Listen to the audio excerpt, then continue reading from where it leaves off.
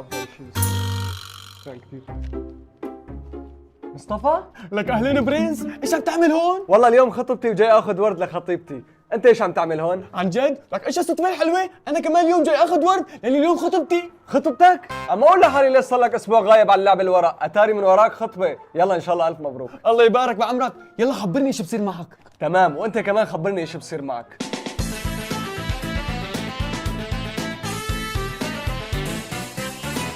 اهلا وسهلا فيك يا ابني، تفضل.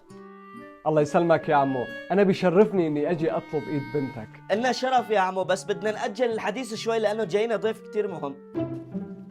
ضيف؟ اكيد جاي حدا من اهل العروس لحتى يختبرني، بس على مين انا قدن.